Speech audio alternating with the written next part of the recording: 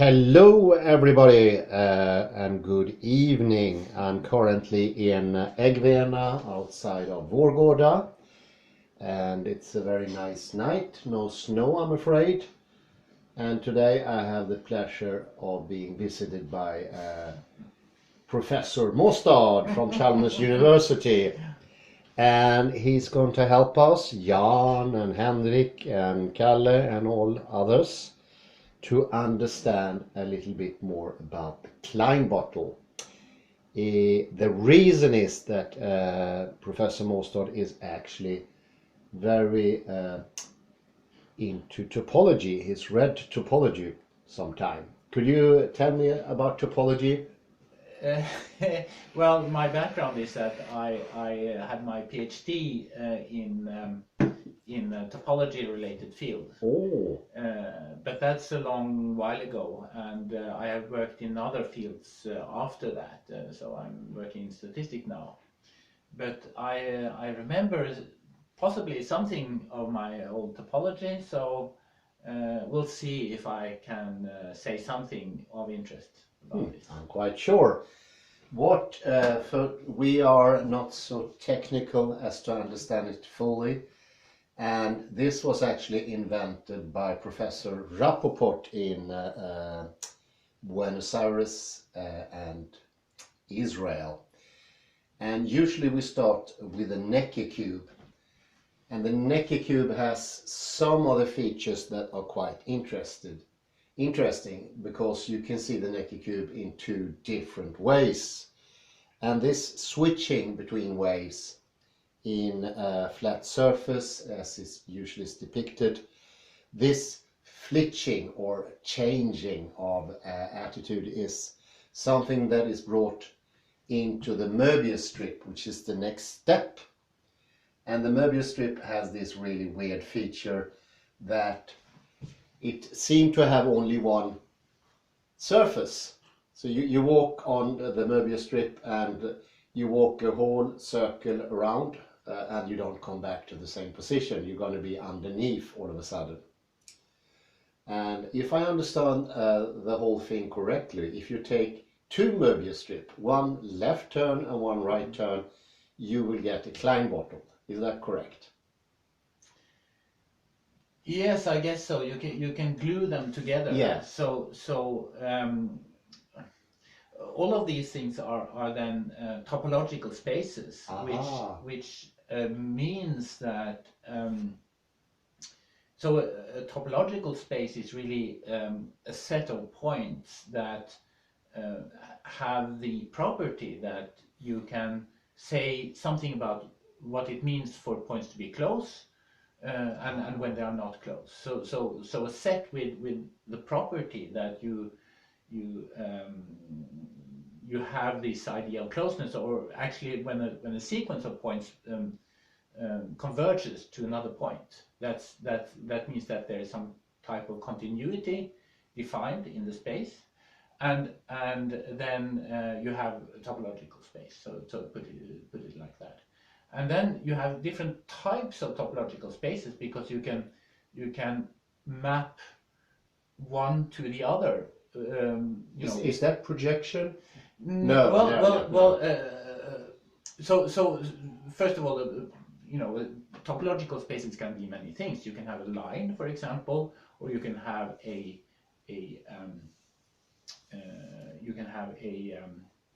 surface, and you can have the or three-dimensional space, and you can have many types of dimensions, and you can also have different properties attached to this, like angles and things like that. You can add to this in addition to this continuity property. So you have lots of different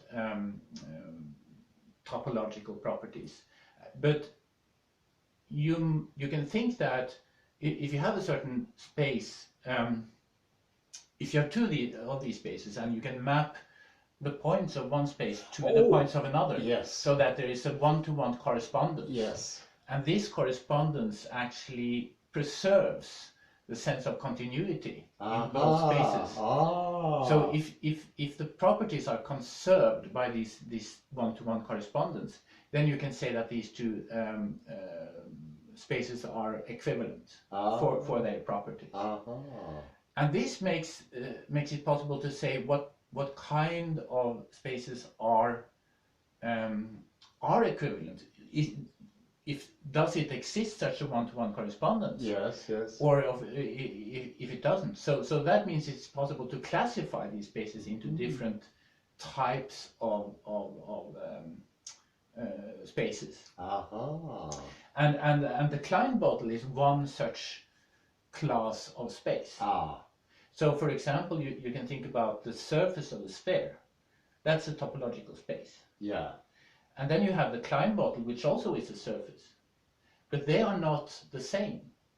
There's no one-to-one correspondence between you cannot set up a one-to-one correspondence between the points of a Kleinbottle and the points of a sphere.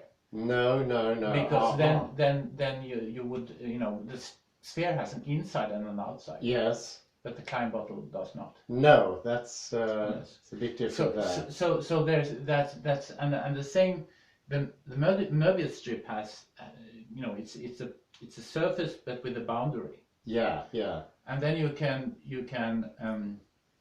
as you say, you can glue these boundaries together, and then you can make them into a Kleinbottle. Now the Kleinbottle is different from a two-dimensional sphere in the sense that the two-dimensional sphere can exist in our three-dimensional world. Yeah, right? Yeah. You have balls. Yes, right? yes. And all the balls are homomorphic because there's a one-to-one correspondence. Oh yeah. With each other, they are homomorphic with each other. Yes. Is that correct? Okay, yes. I got that. Yes. Thank you. Exactly. But if you have a donut, yeah. a donut is not homomorphic with a sphere.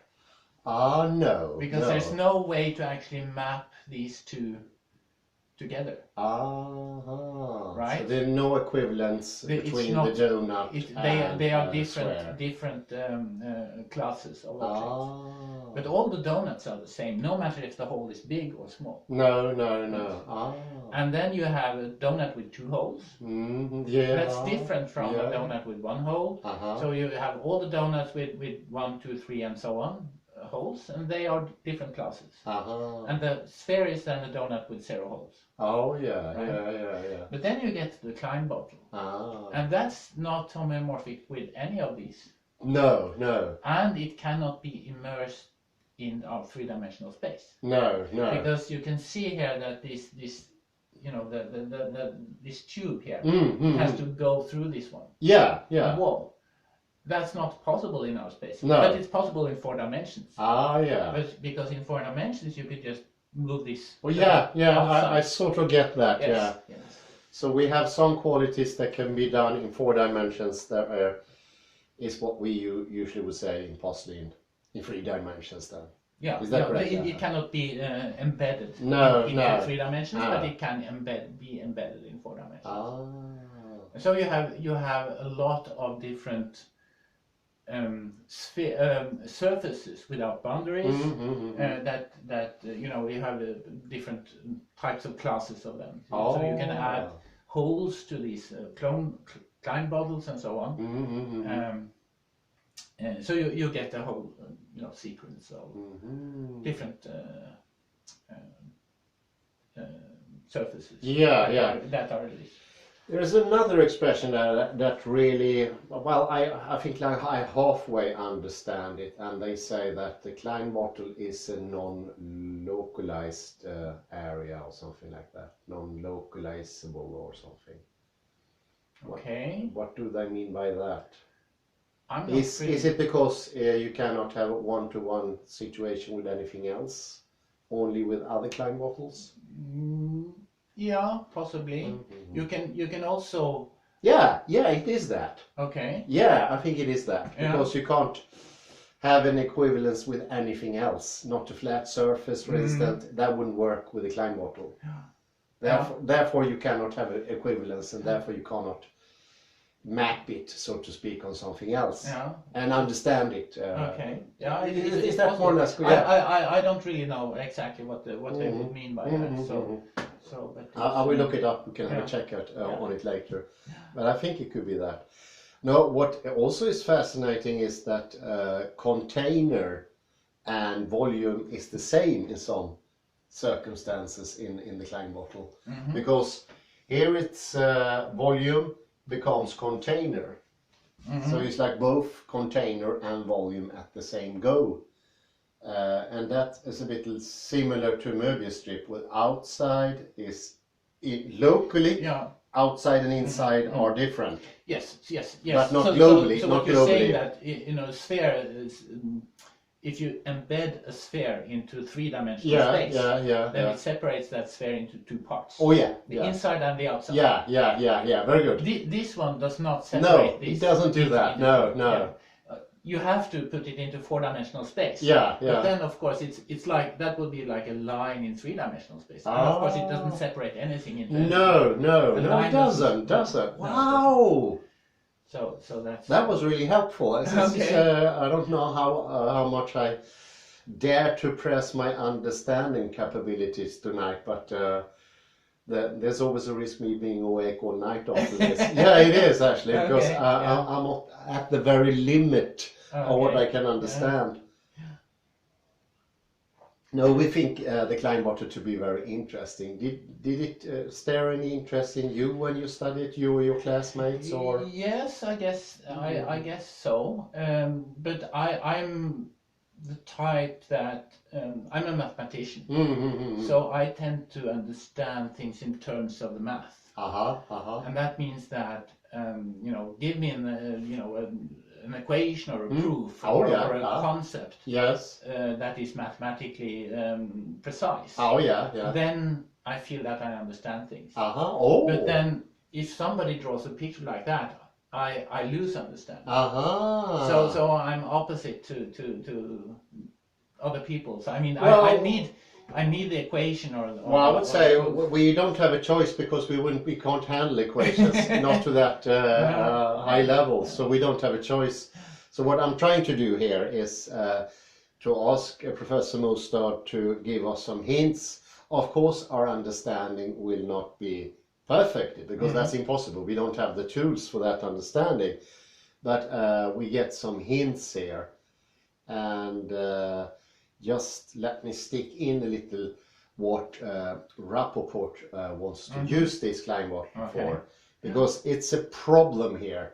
How are neural things connected to muscular things? And that's a bit of a mysterious thing. But I've been thinking about it like this. If you imagine like a very simple cell, could be an animal, amoeba or something like that. It has a division. It's the most simple division you can ever have, almost inside and outside. And for the amoeba, moving, it can move to some extent, and eating and sensing are exactly the same thing. And they don't really when it do what is called a protuberance, sticking something out like this, that will in the same time be a movement, but also be tasting and also eating at the same time. So it doesn't really separate between one thing that could be muscular or neurological or even sensing. Those three things goes in one. And this is our ancestor, so to speak, not the amoeba, but similar creatures that were only had one nucleus. And since they have a common origin, it makes sense to think nerves and muscles to be somewhat similar. In what way is hard to say, but the Kleinbottle, where inside and outside are in some circumstances the same, but locally in one point they are different. And this is similar to how in the Möbius strip, globally you can't say inside and outside is in the same way, but locally in one point you can say, if you stand on the Möbius strip, you can actually say, in this exact place, I can say there's an upside and downside, but you can't say it globally over the whole Möbius strip. You cannot extend that. No, I understand that. And this is the same with volume here, so to speak, if you want to call that volume. locally, you can say you have an inside and outside, but globally that can't be said. So this is why we use this very simple cell, and you think, they have a common origin. This can help to understand why are they acting together in the way they are. So this is helpful to understand this relationship, because the old model, it's incredibly cumbersome. This is not my area either, so I'm really stepping into shallow ice here, or thin ice. But I've seen the explanations when I read cognition science, and it's so complicated with different boxes where you send signals, you receive signals, you do analysis, and once they now started to test this, it doesn't work. It's not the working process. But why would it be the working process with our humans? Because not even the amoeba did it in that very cumbersome and complicated way. And another thing that makes sense to me, they are trying to imitate how a computer works. A computer makes calculations, it goes to the next process, and then it goes to the next process, and out somewhere comes action. But there is no feedback looping into the system, whereas in this way you can talk about a feedback that's immediate. So the system can sort of sense itself directly. This you have here as well in the very simple amoeba. And this is a not only more understandable, but it's much more effective way of doing things. So this is the argument on my take. I don't think Jan would agree 100%, but he knows the subject much more in Rappaport, of course. But that's how I understood it from my level. And I'm sorry to bring it from my level here, Professor Mostad. It's a way to use these topological ideas that is not easy for me to follow. No, and it took me a couple of months even to get a shallow grip of the whole thing. And this is no criticism, but the writings of Professor Rappaport is it's something really, it's a bit like how do you say, Klagomuren in English, the Wailing Wall of Jerusalem. You just hit your head on it, because it has references on every line, and you need to know all researchers within neurology, psychology, biology, medicine, and so forth. And the reference list at the end is extensive. Sometimes it could be over 200 different authors, researchers, and papers. So it's quite interesting, this thing.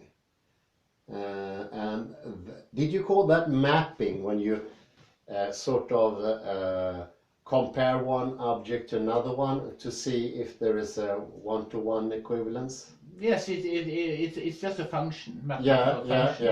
And in this case, it would be a bijection. So it's a function that is invertible. So it goes both ways. Yeah. So but that would be between the points of these. Yes. In this case, I guess the surface, as I understand how you interpret this, you have some kind of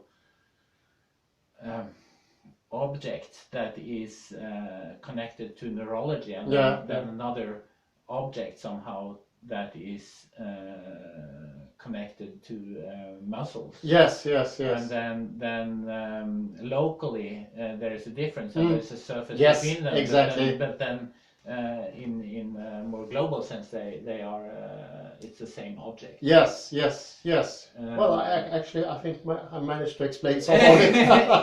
It's marvelous. How did I do it? That would be the connection. And of course, then it wouldn't necessarily have to be a Kleinbottle. No. But it would be some kind of object that has these properties. Yes. That where so the Kleinbottle would in this case be this boundary between those two. Yes.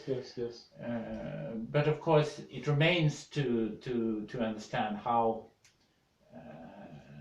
what this actual object or the model, so to speak, of this muscle and neurology would fits into this, and Yeah, what it means to have a boundary between them. Yes. So that's remaining for me to understand. Yeah, But it's not easy to understand from my explanation either. It won't make it more easy. But one quote I heard, not from Rappaport, but it's still in space. Even if it's neurology, it's still in space, whereas topography is also in space. And in some sense, mathematics is also space in some sense. Didn't mathematics start with geometry somewhere in Egypt? Yes. So of course it's geometry is important, I think, in all parts of mathematics. Somehow, I would say, or at least, people. There have been studies of how people think about mathematics, and people are divided into two groups. One that wants to formulate things in terms of geometry, and then we understand it. Yes. And then there's another group that want to formulate things into equations. Yes. And then if you can write down the equation or the algebra behind the equation, then you feel you understand it. If you can compute. And you use the computation as your mental way of understanding mathematics. So some people have claimed that mathematicians can be divided into these two groups, and I'm definitely in the geometry. Yeah. Because I was thinking, like, development-wise, maybe you start with geometry in some way, but then you forgot you started there. For instance, if you have x and you put that into the square, that's geometry once more. The square is geometry. It's like you think you have something like this, but somewhere in the path you forget that, because once you have a skill, you don't have to think about it actively. You just do it, and somewhere in the line you forget about it. For me, it's been helpful. I'm redoing some mathematics to go back to the geometry, but this is because I'm starting anew, more or less, and then it's helpful. But then you can forget that and do only that directly. For instance, to how do you solve a second grade equation or something like that? Second degree equation. Oh, that was marvelous. Could you say, this is just a chance, you are currently working with statistics at Chalmers University. Could there be any connection between topography and topology and statistics somewhere? Yes, I mean, wow! Thank God. So actually, my old advisor from Princeton University, Professor Carlson there, he has made this loop. He started in topology, and I studied with him, and now he's doing these topological methods to use in statistics. Oh wow! So he's being famous on that. I'm not as impressed as on this, because I don't really feel how the topological tools are used very efficiently in this way. But he's famous on this. So and I think he's right, actually, that there are connections. You can make connections. So what he does then is that if you have data, you can almost always represent data as points in space. Right? You have a number of dimensions for your data, and then each data observation or something like that is a point in space. So that's usual. So you can look at your data as a set of as a cloud of points. Now, then you can sort of build. You can imagine that there is an underlying surface or volume. I mean, this would be in many dimensions. Some lower dimensional stuff that would be in this space, and then you can. So then you would have some kind of topological set that would be in this high dimensional space. Yes. And then you can Wow. investigate its topological properties, like its homology, its different kinds of algebraic topology invariants that you can compute. Yeah. So as we talked about how to classify different spaces into different groups. Yes. And there are algebraic ways to do that. So you can attach algebraic constants in order to classify these high dimensional spaces. Wow. And this is what he's doing on these surfaces or subspaces created by data. And then he tries to connect these algebraic properties of the data with the data itself. So what does it mean? What can you do with this property once you have it? Somehow, and he fudges a bit to actually compute these things. So there's some technical stuff that it's a little bit ad hoc to get these things. But he gets something, and then you can say, and he says that, well, this can say that there's some kind of cycle involved. Sometimes things go around in circle. And he has some. I've just heard a little bit about it. Wow. But and I'm not sure how much use he has of all of this. No.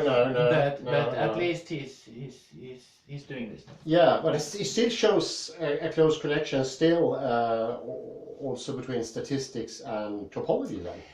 Well, there is a connection. I mean, it's possible. This is one possible way to make a connection. And that's.